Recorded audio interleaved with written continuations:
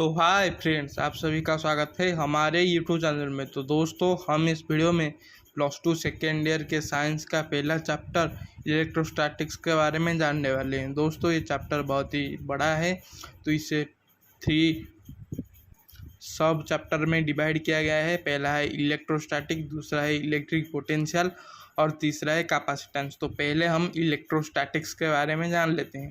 तो दोस्तों, इलेक्ट्रोस्टैटिक्स क्या है और उसमें क्या क्या है, हम पहले वो सब आपको बताए थे। और हाँ दोस्तों, वीडियो अच्छा लगे तो सब्सक्राइब करना और आपके दोस्तों के पास शेयर भी कर देना। तो चलिए पहले जान लेते हैं कि इलेक्ट्रोस्टैटिक्स क्या है। इलेक्ट्रोस्टैटिक यानी कि it is a branch of physics that deals with study of charge at rest, यानी कि चार्ज जब रेस्ट पर हो उसके स्टडी को हम कहते हैं इलेक्ट्रोस्टैटिक्स। इलेक्ट्रोस्टैटिक्स जो है वो 2 वर्ड के कॉम्बिनेशन से बनता है। पहला है इलेक्ट्रो और दूसरा है स्टैटिक। तो इलेक्ट्रो का मीनिंग है चार्ज और स्टैटिक का मीन है रेस्ट, यानी कि चार्ज जब रेस्ट पर हो तब होता है, तब हम पढ़ते हैं इलेक्ट्रोस्टैटिक्स।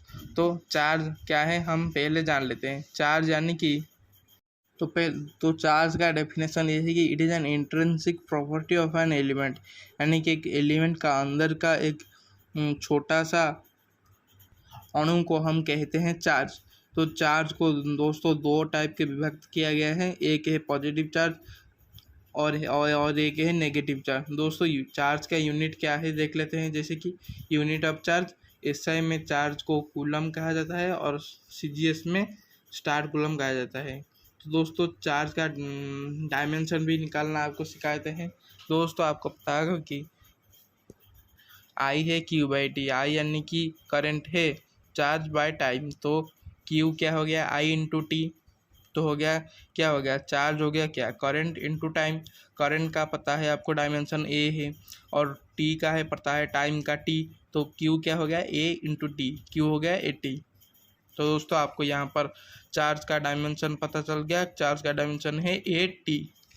तो दोस्तों, चलिए देख लेते हैं और एक बात, जैसे कि हम पॉजिटिव चार्ज का डेफिनेशन और नेगेटिव चार्ज का डेफिनेशन जान लेते हैं। पॉजिटिव चार्ज हम किसे कहते हैं, a body is said to be positive charge when it loss some electron, यानी कि जब एक बॉडी उसका कोई इलेक्ट्रॉन खोता है तो हम उसे पॉजिटिव चार्ज कहते हैं। तो नेगेटिव चार्ज हम किसे कहते हैं, a body is said to be negative charge when it gain some electron, यानी कि जो एक बॉडी जब कभी भी वो इलेक्ट्रॉन पाता है तो उसे हम नेगेटिव चार्ज कहते हैं। तो दोस्तों, टाइप ऑफ चार्जिंग में यह है कि a body can be charge in 3 different way. हम एक बॉडी को 3 अलग अलग तरीके से चार्ज कर सकते हैं। पहला तरीका है कंडक्शन, दूसरा है इंडक्शन, तीसरा है फ्रिक्शन और रॉबिंग, यानी कि घर्षण से। तो पहला हम देख लेते हैं कंडक्शन। कंडक्शन में क्या होता है, when a charge body contract with a neutral body then same charge transfer to the neutral body, यानी कि धरती पे ऐसा होता है कि एक चार्ज बॉडी जब कि कोई भी न्यूट्रल बॉडी से पास चला जाता है या कांटेक्ट में उसके कांटेक्ट में आ जाता है, तो वो न्यूट्रल बॉडी उसी चार्ज का बन जाता है। यानी कि आप यहाँ पर डायग्राम में देख लो, एक charge body positive charge body है, लेकिन उसके पास एक न्यूट्रल बॉडी है, और वो जब न्यूट्रल बॉडी जब चार्ज बॉडी के कांटेक्ट में आ जाता है तो वो न्यूट्रल बॉडी भी एक पॉजिटिव चार्ज बॉडी बन जाता है। तो ये हो गया कंडक्शन। चलिए इंडक्शन पे चलते हैं, वहाँ पर क्या होता है देख लेते हैं। जैसे कि यहाँ पर ऐसा है कि when a charge body is placed near a neutral body which is an earthed then opposite neutral of charges are induced. या यहाँ पर ऐसा होता है कि अगर मान लो एक पॉजिटिव चार्ज बॉडी है और वहाँ उसके पास एक न्यूट्रल बॉडी है जो कि एक आर्थर है,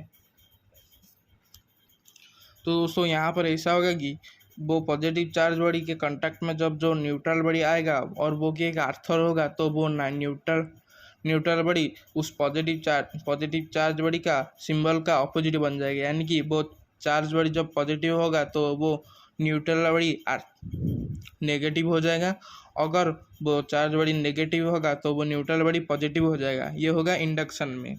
तो दोस्तों, फ्रिक्शन में क्या होता है, चलो देख लेते हैं। फ्रिक्शन बहुत ही आसान है। फ्रिक्शन के बारे में आपने पहले भी जाना होगा। घर्षण का हम कहते हैं फ्रिक्शन।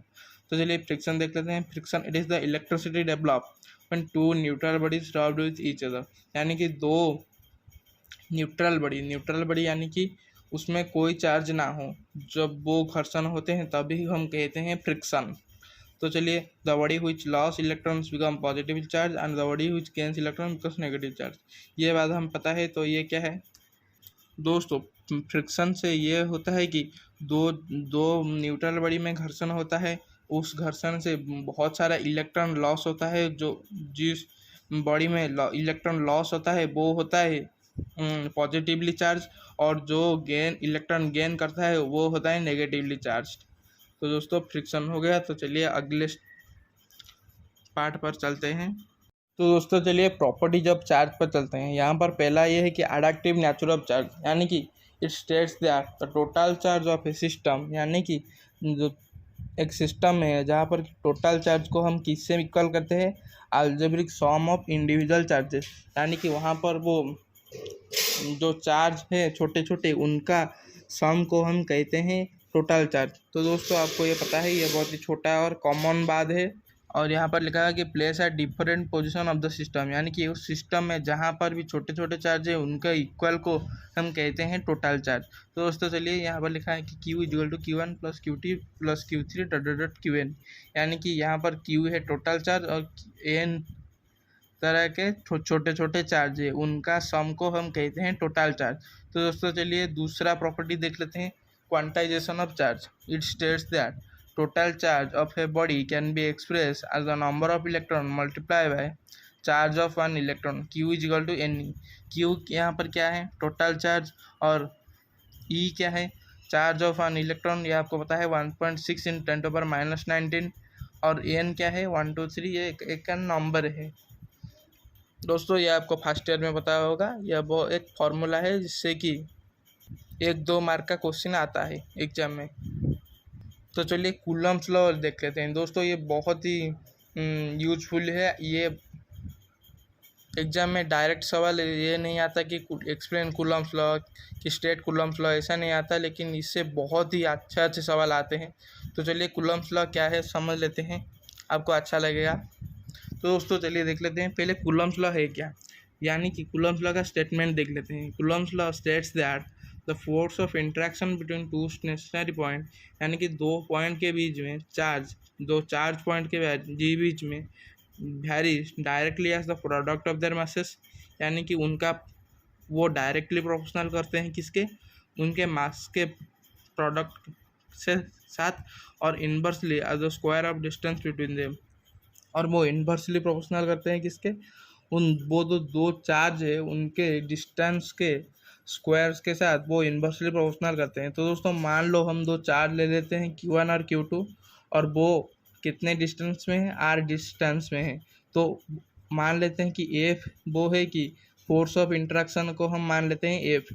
तो कूलम्ब्स लॉ को अप्लाई करने से यहाँ पर क्या होता है, पहले ये होता है कि F proportional to Q1 Q2 होता है, उनका प्रोडक्ट मास का प्रोडक्ट, और F inversely proportional to R square, तो F प्रोपोर्शनल टू 1/R²।